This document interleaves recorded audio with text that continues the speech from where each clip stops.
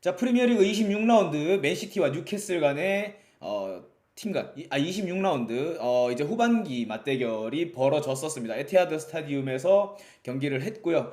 결과는 맨시티가 뉴캐슬을 상대로 2대 0으로 승리를 가져왔습니다. 포메이션부터 살펴보면 3-2-4-1로 맨 처음에 맨시티가 갖고 나왔어요. 맨시티가 원래는 이제 뭐 3-5-2라든지 4-2-3-1 전술을 주로 사용을 하면서 백스리도 사실 잘 안 썼는데 이번에는 3-2-4-1을 갖고 나오면서 경기 중간중간에 이제 4-2-3-1로 변환할 수 있을 만한 포메이션을 들고 나왔었습니다. 그리고 반면에 이제 뉴캐슬은 정통적으로 이제 4-3-3 포메이션을 가지고 나왔었거든요. 근데 이제 전반기 때 경기를 한번 살펴보면 맨시티가 뉴캐슬을 상대로 전방에서 세게 압박을 걸어오면서 좀 맨시티를 상대로 크게 고전을 하게 만드는 모습을 보여줬었는데 어, 요번 경기에서도 역시 측면에서 조엘링턴이나 고든의 강한 압박을 통해서 맨시티를 전반기 때 고전하게 만들었던 그런 전술들을 요번에도 강하게 가지고 나왔었어요. 근데 이제 전반 초반에 맨시티가 전방 압박에 밀려서 조금 뉴캐슬을 상대로 고전을 하는 모습을 보여줬었다가 전반 14분 이제 루이스 덩크의 압박을 피해서 필포든이 개인 기량으로 드리블을 통해서 득점에 성공을 하면서 맨시티가 반전의 계기를 마련을 했습니다. 이후에도 이제 꾸준히 맨시티가 점유율을 높여갔었고 그 과정에서 맨시티가 점유율을 높이는데 가장 중요했던 부분은 점유율을 높이면서 가장 중요했던 부분은 뉴캐슬 진영에서 볼을 돌리면서 놀고 있었다는 거. 뉴캐슬이 강하게 압박을 걸어오지 못하고 계속 라인을 눌러주면서 맨시티가 본인들이 공격을 펼쳐나갈 수 있게끔 작업을 계속 해 나왔었습니다. 맨시티의 공격 패턴 보면 덕배 그리고 홀란드로 이어지는 이런 공격 패턴이었는데 덕배 데브라이너가 좌우 측면 주로 우측면에서 뭐 크로스도 올리고 혹은 깊게 패스를 찔러 넣어주면서 홀란드한테까지 연결은 됐으나 사실 뉴캐슬이 가장 갖추고 있는 좋은 장점 중에 하나죠. 신장이 큰 센터백, 그 다음에 좌측 풀백 덴번, 스벤 보트만 뭐 이런 선수들을 상대로 홀란드가 좀 등을 돌리는 데 있어서 어려움을 겪었었어요. 그러면서 이제 슈팅까지 나오지는 않았었습니다. 오히려 홀란드가 조금 이 덴번이라든지 스벤 보트만을 상대로 많이 좀 어려움을 겪었었어요. 전반전에는.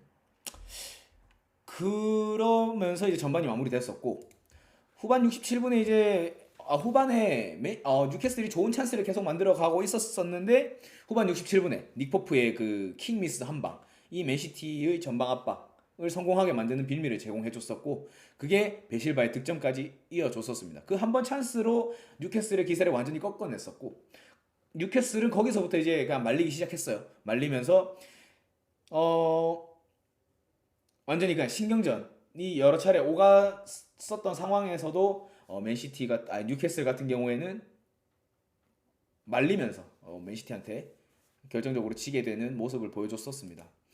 이 경기에서 뭐 비단 뭐 맨시티나 뉴캐슬 선수단의 얘기뿐만 아니라 이 경기를 좀 신경전이 여러 차례 오가게 만들었던 원인 중에 하나는 결국 또 주심이에요. 주심은 사이먼 후퍼. 옛날에 이제 좀 지금 피해를 좀 오래전부터 보셨던 분들은 아시는 뭐 조나단 모스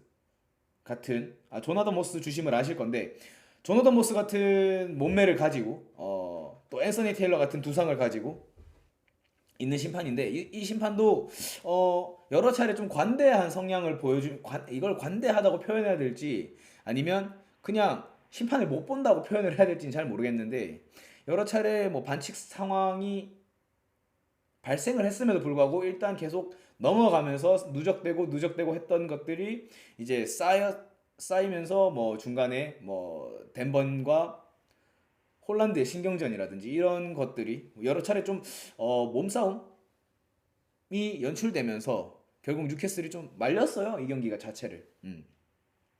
그러면서 맨시티가 뭐 이렇게 시간을 다 소진하면서 홈에서 승리를 가져왔고 아케가 이번 경기 역시 좋은 모습을 보여줬었고 상대방 길목을 막으면서 슈팅을 지속적으로 블로킹하는 모습까지 보여주면서 클린시트를 하는데 성공을 했습니다. 포든도 이번 경기 득점을 통해서 공식전 3경기 연속골을 기록하면서 하면서 완벽하게 좀 폼을 부활시킨 모습을 보여줬습니다. 뉴캐슬이 이제 이번 경기 패배를 함으로써 지금 공식전 2연패가 됐는데 맨유전, 카라바오컵 결승전, 그 다음에 리그 맨시티전에서 패배를 하면서 지금 연패를 기록하게 됐는데 사실 우리가 지금 뉴캐슬이 순항할 때 우리가 걱정을 했었던 부분 선수단 뎁스 문제가 지금 이제 본격적으로 수면 위로 드러나는 계기가 된 경기 같아서 뉴캐슬은 조금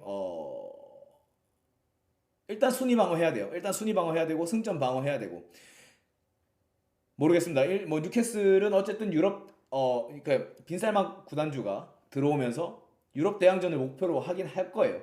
하지만 이 경기가 이렇게 됨으로써 순위 방어에서 승점 방어 뭐 이런 것들 때문에 자력으로 지금 유럽 대항전 진출을 할 수 있을 상황도 장담은 하지 못합니다. 장담은 하지 못하면서 조금은 선수단 관리를 에디하우 감독은 어느 정도 지속적으로 좀 해줘야 될 거라고 생각을 하고 있습니다. 그리고 이번 경기 이제 조엘링턴은 경고를 받으면서 두 경기 결장이 예정돼 있고 뉴캐슬 중원에 공백이 생겼습니다. 뉴캐슬은 일정을 한번 살펴보면 이제 울버햄튼과 노팅엄 포레스트와의 경기가 이어져 있어서 사실 뭐 뉴캐슬이 지금 분위기 반전을 하는 데 있어서는 좀 최적의 상대라고는 객관적으로 판단을 하고 있습니다만 또 지금 상황에서 울버햄튼하고 뭐 노팅엄 이 시기 되면 이 순위권에 있는 팀들은 항상 좀 경계 대상이에요, 사실. 뭐 모든 팀이 경계 대상이지만 특히 경계해야 될 팀들이 바로 이런 팀들, 울버햄튼이나 노팅엄 같은 팀들이기 때문에 조금 뉴캐슬은 중원의 공백을 어떻게 메꿔야 될지도 한번 생각을 해봐야 될 거고. 뭐 에데르송 같은 경우는 이제 프리미어리그 100경기 클린시트를 기록을 하면서 이번 경기 맨시티가 뉴캐슬을 상대로 가볍게 승리를 가져오는 모습까지 저희는 봤습니다. 일단 뉴캐슬과 맨시티와 뉴캐슬의 26라운드 후토크는 여기까지 하도록 하겠습니다.